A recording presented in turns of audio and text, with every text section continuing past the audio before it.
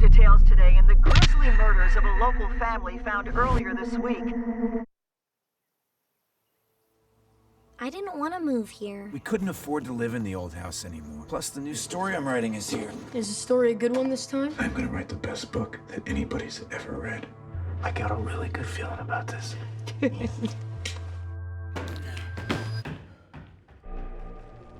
So, when you get a script like this and you're flipping through the pages, where is that line between this is the most messed up thing I've ever read and then, oh my God, this is brilliant?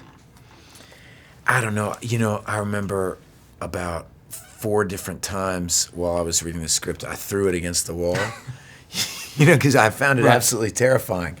And then I'd pick it back up and find my page and be like, all right. But for me, it's hard because what makes a movie scary or not so has to do with how well it's done or how not well it's done. And so for me, what really pushed me over was the director and meeting him and realizing what a serious guy he was. Right. You gotta be kidding me. Family hanging out, barbecue 79.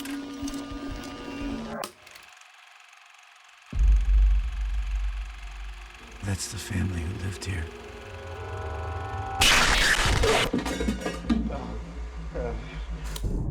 You think these are serial murders? I don't know. The first one I found dates back to the 60s. The only link between all these cases is the symbol. The symbol is associated with a pagan deity named Bagul. He consumes the souls of human children. I have to say, this movie has me won over from the start because for some reason, for some inexplicable reason, I find Super 8 films scary, like the old grainy kind of family films. Yeah. What is that weird thing that's inherently not scary that for some reason you just find scary? What's the thing that I find creepy? God, you know, children's toys. I get that. I understand give me the that. creeps. Sometimes I'll be walking, you know, something will happen late at night and I'll be getting up and there's some little stuffed pink penguin on the coffee table staring back at me or something, and something's weird with that penguin. You throw that against the wall too? Yeah, take the bat to it. Right. I have never been onto something this big before. Early Christians believed that Bagul actually lived in the images themselves and that they were gateways into his realm. Audiences have gotten smarter over the last 30 years, and horror films have changed. Mm-hmm. What is the difference between what it took to scare people 30 years ago versus what it takes to scare people today? I don't know. You know, I mean, it's an interesting question. Like, and you could apply it to comedies too. Like, what makes people laugh? Like, you know, some of those old Charlie Chaplin movies are still really funny, but if you played them at, you know, Times Square at 8 o'clock on Friday night, would everybody really laugh? I don't know. I mean, a certain aficionado would, you know, but, and I remember watching Creature from the Black Lagoon and all this kind of old, what was his name, Victor? Vincent Price. Vincent Price, that's him. I remember seeing, and there was a 3D scare one I remember where he had a ball he was tapping. Anyway, that stuff's not scary at all anymore. It's really sweet in a way. But you just have to play on where the imagination is today. Mm-hmm. You know, I mean, it's still, but yet what does make people scared? Ghosts. What happens to you when you die? Right. That's really scary. Kids being creepy. That's very Children's creepy. toys. Yeah. The water. All these, what scares people is always the same. It's just how you play with it. Children exposed to the images were especially vulnerable to Bagul's abduction. Sweetheart, what are you doing? Painting. I wanted to paint her picture. Who are you talking about? Stephanie. She used to live here. Trevor?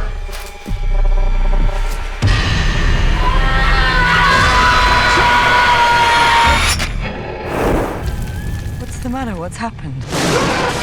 Get the kids, pack the car. We have to leave here now.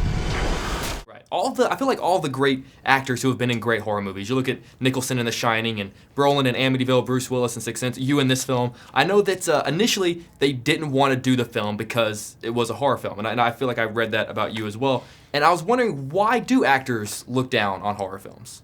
I have a theory about it. Okay.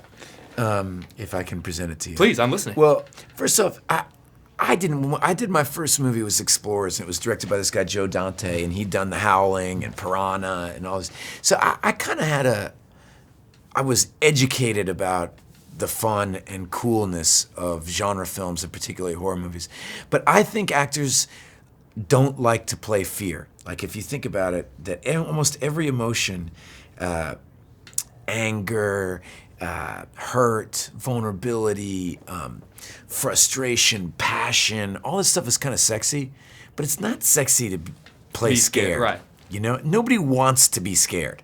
And so to actually have to play an emotion that A, is not appealing and B, doesn't feel good is part of why all those people don't want to play it. That's my theory. I feel like you have one of the greatest fear moments in the history of movies. In that bathtub in Training Day, when you scream, "I have a little girl," that is one of the, I think, in my opinion, it was fear. That is an unbelievable. Do you approach it like a drama? Do you approach a horror film like a drama as opposed to approaching a comedy like a comedy, a musical like a musical? Yeah, I had to. I told the guy who was directing this movie, Scott Derrickson, that I have no idea how to make a movie scary. I have no knowledge of it. I don't really know that much about horror movies. And he just said, look, if you can make this guy real, I'll make the movie scary. I said, well, I can do that. Right. And so I enjoyed the hell out of it. I did too, man. I'm telling you. Okay. I'm telling you. Give me the rap. I could talk to you all day. That was a great interview, man. Thanks so much for your time. I appreciate it. Thank you.